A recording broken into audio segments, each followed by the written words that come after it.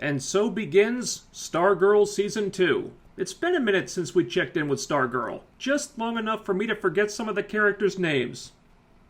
I'm sure they'll come back to me. If you're new here, I thought Season 1 had kind of a shaky beginning. There were some things I had issues with, but it really figured itself out in the back half, and by the end of the season I thought, that was pretty darn good. But then came the news that, starting with Season 2, it would be airing exclusively on the CW. Red alert. The last thing Stargirl needs is some network with dollar signs where his eyeballs are supposed to be, barging into the writer's room and saying, "Make this more like the Arrowverse shows."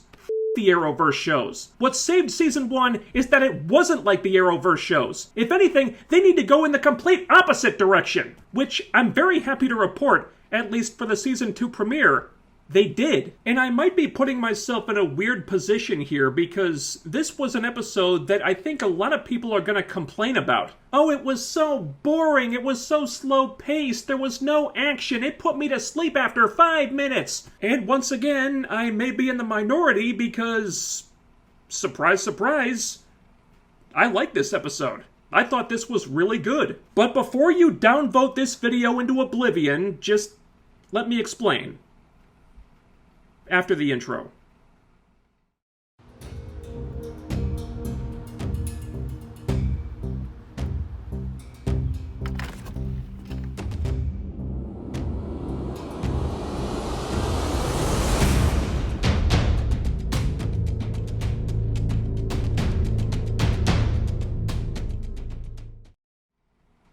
The episode begins with a flashback to decades ago. Some little girl wants to go to a birthday party across the street, but her mom's punishing her for something so she can't. Some mysterious boy shows up and convinces her to go anyway. All the presents are just sitting there on the porch. The boy encourages her to steal one, which she does. She opens it, and inside is an evil-looking doll with glowing eyes. Then the boy turns evil, I guess, and he holds up the Eclipso gem that we saw at the end of Season 1. Then the girl's mom comes looking for her, sees what happened to her, and screams. We don't see it ourselves, but that's what makes it creepy. Interesting way to start. I don't really know what any of it means yet, but Eclipso's already way more interesting than any of the 4 big bads from Batwoman Season 2. Took them all 3 minutes to clear that bar. Cut to present day, where Stargirl is flying all over town looking to get her superhero on, but it's all really quiet out. And the other JSA kids are kind of exasperated with her because the Injustice Society is gone, and they don't really need to be doing this right now. All Courtney can think about is stopping bad guys, but there's no bad guys to stop, and it's driving her a little nuts, which is driving the rest of them a little nuts. So the others call it quits for the night, but Courtney's gonna stay out until curfew. A couple notes about this scene here. Beth's costume still looks like crap. I can't believe they didn't change it after Season 1. Give her a suit that doesn't make her look 12 years old, please. Also, they appear to have fixed the goggles off-screen in between seasons, which seems way too easy to me, but AI Chuck doesn't work anymore. Oh no,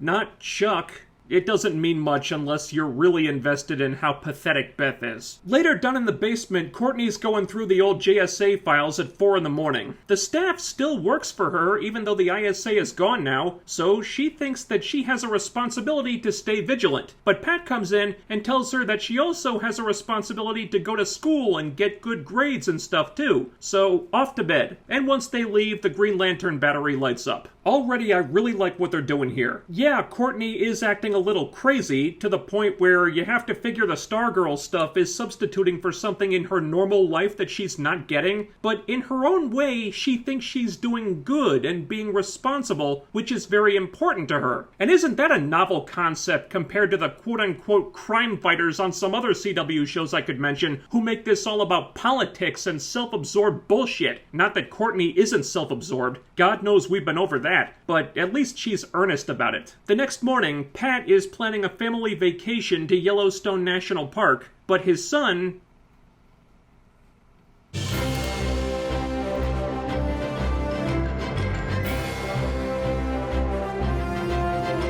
Mike would rather stay home and learn to fly the giant robot suit instead. And we already know what Courtney's gonna say, but they're kids, so their votes don't count. Or they do, but the dog overrules them. Good boy. Cut to Beth having the best morning of all time. She's working on the goggles. That seems like something she's grossly unqualified for, but whatever. She tries to reboot them. It doesn't work. Her parents can't get out of there fast enough. They seem completely uninterested in her school stuff, and after they f*** off, Beth finds divorce papers they were hiding from her. This isn't played badly. It feels more genuine than it would have been on most other CW shows, but something about this stuff just doesn't click for me. Beth is still manically craving her parents' attention, but you think that would have been dialed back a notch or two now that she has friends. Of course, I don't really get the thing with her and AI Chuck either, so this character still has some kinks to work out. Cut to Rick driving along in his car. The radio says there's a crime spree in Blue Valley right now, but you could have fooled me. He stops to check out a tree that got knocked over. I think that was his punching tree from season 1, but I'm not sure. He looks around, finds some other trees that were knocked over, there's some empty bottles on the ground, and a big-ass footprint. I guess the implication is that Grundy has been hanging around in this area, and boy, does Rick have a surprising reaction to that later. Then we cut to Yolanda, who's really not having a good time right now. Last season, she made the decision to kill Brainwave for what he did to Henry, and since then, she just cannot come to terms with this. She goes to church confession, but can't bring herself to say anything. She's having anxiety attacks, looks constantly on the verge of tears. And I love this. It's a very sympathetic human reaction, and God knows I hate to keep making the Batwoman comparison, but hot damn, this feels like what Kate's reaction to becoming a murderer in Batwoman Season 1 should have been. And yeah, Kate kind of felt bad about breaking Bruce's code, but the show couldn't let her off the hook fast enough, bent over backwards to absolve her of the whole thing, and 2 episodes later, it was like it never even happened. This, on the other hand, feels like there's an actual story being told here. How about that? This is going to be tormenting Yolanda for a while, clearly. She's not going to find peace from this in a hurry, which is great. That's the way a normal person would react to something like this. They're not retconning it, they're dealing with it. Thank you. Then we cut to Courtney whining about how much her life sucks because her stupid parents are making her go on stupid vacation. Yolanda, falling into a guilt-fueled downward spiral from which there may be no escape, takes a minute to register with her. Yolanda just can't justify what she did to Brainwave and thinks maybe she doesn't deserve to be Wildcat anymore. But Courtney says there's no JSA without her best friend. It's sweet. Then they see Cameron on the street, who Yolanda cautions Courtney to avoid because getting close to him would risk him finding out what happened to his dad, Icicle, and he can probably live without knowing all that stuff. That's very good advice. So obviously Courtney will completely ignore it the first chance she gets. Over at the garage, Pat meets with Zeke, the guy who's gonna run the place while Pat's off at Yellowstone. And Zeke quickly asks him, what's behind that employees-only door over there? And Pat's like, oh, nothing important. Definitely not a giant robot or anything cool like that. But seriously, don't go in there. In fact, just stay away from that door altogether. And yet, at no point during all that deflecting did Pat think to just lock the door and take the key with him when he left. Yeah, Pat's not too bright sometimes. Over at the school, a teacher keeps Rick after class because he aced the test, but he's a no-good delinquent, so that can only mean that he must have stolen the answers. Rick says, no, I just studied. But she calls bullshit and wants Rick to take a different test right now. And Rick is in a happier place since season 1, but he's still Rick. So instead of just spiting the bitch and acing this new test, he's like, screw you, just fail me, and storms out. Then at lunch, Courtney gets into a fight with Artemis Croc after Artemis mentions her parents being in prison. They make eye contact for 2 seconds, and Courtney thinks an attack is coming. Artemis claims that she was just handing her hockey stick to some other kid, and that's really not what it looked like, but Courtney's in hot water anyway. So the parents are called in for a meeting with the principal. Turns out, in addition to the fight, Courtney's also failing history and English, so it's summer school for her, which does get Courtney out of going on vacation, so you'd think she'd be thrilled about this, But no. Barbara reads her the riot act because putting on a superhero mask isn't worth screwing up her life, but Courtney's being really stubborn about this and refuses to quit, like you did, Pat. Low blow, you little pipsqueak. To her credit, she does immediately apologize, though, which is refreshing. She's still got an attitude problem, but at least now she has the good sense to be ashamed of herself when she acts like an ass. So Pat puts his foot down and says, no more being Stargirl for 2 weeks. But it's Pat, so that mandate will last about 2 minutes.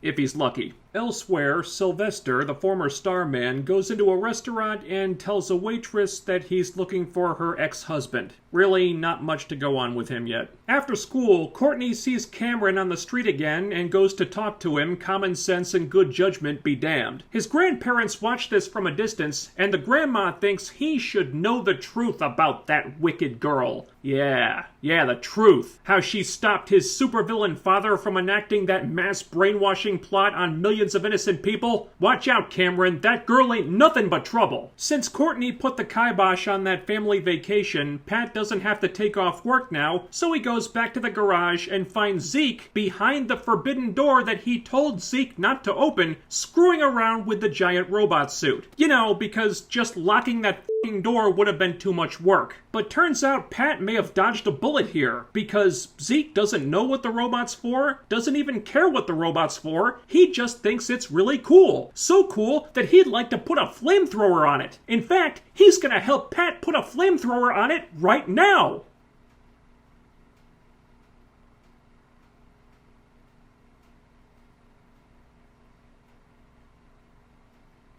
Alright, somehow, some way, this worked. But I have no idea why. Maybe because it's played kind of ironically, maybe because it was just such a baffling outcome that I really want to see where it goes now. I assume there's some kind of reveal coming with Zeke. Maybe he's going to be the shining knight of season 2. I don't know. All I know is, on paper, this, by all rights, should have been really stupid, and yet it got a chuckle out of me, and I just went with it.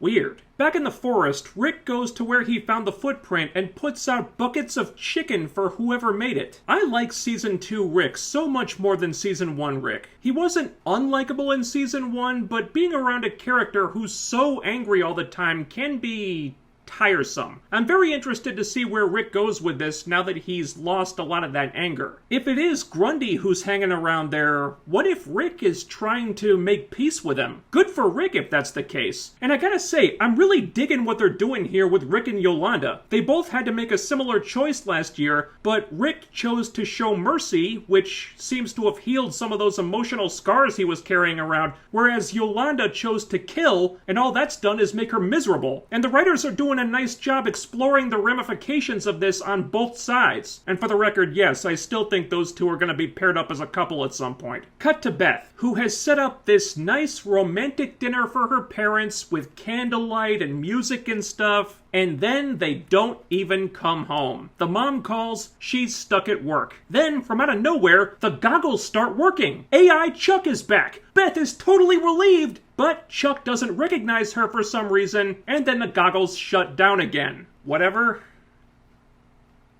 Again, it's not bad, but it's the weakest plot right now. And you do kind of feel sorry for Beth here, I guess, but not in an, aw, the poor girl, that's so sad kind of a way. More like, this is how slasher movie villains get started kind of a way. The Beth character has never completely clicked in my opinion. She is less annoying than she was in Season 1, but sweetie, you have friends now. Non-imaginary human friends. Just call someone and ask them to come keep you company. Back at the house, Courtney's looking through the JSA files again when she hears a noise downstairs. So she goes to investigate and finds someone stealing the Green Lantern battery. So they fight, the first fight scene of the whole episode actually, and it still makes no sense that Courtney is as good at fighting as she is. I still don't know how you explain that, but give credit where it's due. This is staged aged really well. In fact, believe it or not, they took a page out of Daredevil's book here. Part of the fight is a lot like that fight in Daredevil episode 2, where the camera is in the hall, and then big parts of the fight are happening in the rooms connected to the hall. It's kind of like the YA version of that, and they do a good job with it. It's a little derivative, but hell, if you're gonna lift ideas for action sequences, you might as well take from the f***ing best. The stunt team put some work into this fight, and it shows. So the mystery person gets the power ring and starts blasting away, and between the two of them, they wreck the whole downstairs area. And finally, Courtney just asks this person who they are, and she says that she's Green Lantern's daughter.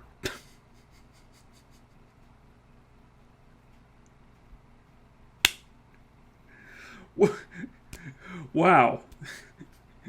Were they trying to beat John Diggle to the punch on this one? This is funny to me. Like, Dig is guesting on all the Arrowverse shows as he struggles to make the decision about whether to be a Green Lantern or not, or whatever the hell the story is. I haven't been watching. And now this girl just takes the ring and starts using it in one scene. There's something to be said for being decisive, I guess. And she knocked Courtney around here, which puts her in my cool book automatically. And the episode ends with the return of Cindy, the girl who began season 1 as such a one-dimensional nothing of a character that I dubbed her Asshole Chick Number 1, and ended season 1 as one of the best villains on the show, period. And this show's had some great villains. She goes into the school and takes a file out of her locker that's marked Injustice Unlimited. Hey, you watch it with that gimmick infringement, Cindy.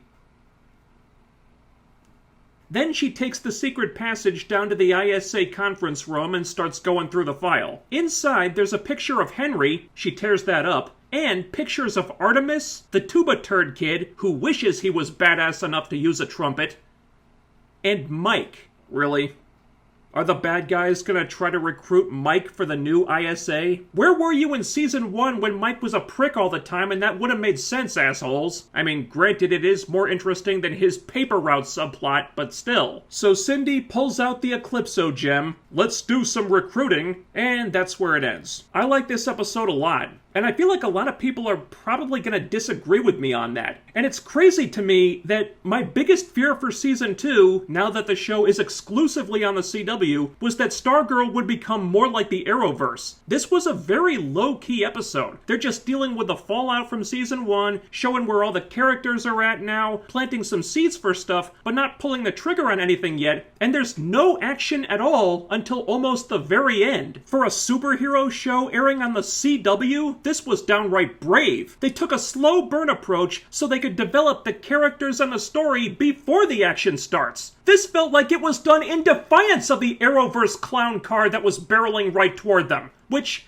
I gotta hand it to the writers, was pretty fucking cool. And I don't want to hear any shit about this episode being boring. It was slow, yes, but interesting things are happening with the characters. Yolanda's depressed, ashamed, and guilt-ridden because she can't deal with the fact that she killed someone. Rick might be trying to make peace with the monster that killed his parents after spending the whole season 1 wanting that monster dead. This is some surprisingly mature stuff for a show that, at a glance, appears to be aimed at a slightly younger audience than the Arrowverse is. And sure, they can't do this every week, but for one episode, their season premiere no less, they took the anti-CW approach. And for that, they get a big thumbs up from me. Also, Courtney is improved. I wanted to smack her upside the head for most of season 1, and I still did for a big chunk of the time here, but she is more likable now. And Mike is still kind of a dick, but he did technically kill Icicles, so I guess we're stuck with him. The Eclipso tease in the opening scene was pretty chilling. The fight scene with the Green Lantern girl clearly had a good amount of effort put into it, unlike the fights on Batwoman, which are half-assed even on a good day. The stuff with Beth is what it is, and there's one or two things I can poke holes in, but overall, this was a really good premiere. I enjoyed this very much. Now, do I still expect the CW to ruin the show sooner or later? Absolutely. But for right now, I'm happy with the episode. Just let me have this. That's your review of the Stargirl Season 2 premiere. I don't know if I'll keep up with the Stargirl videos. That'll depend on the views these things get, so if you want more, you know what to do. Leave a comment, ding that bell icon, and follow me on social media so you'll always know when I upload new stuff. I also have a live streaming channel now, the links are down there. Thumbs up the video, share, subscribe, make sure you're still subscribed, and I'll be back with more soon. So you guys take care, do all the YouTube things, and I'll see you next time.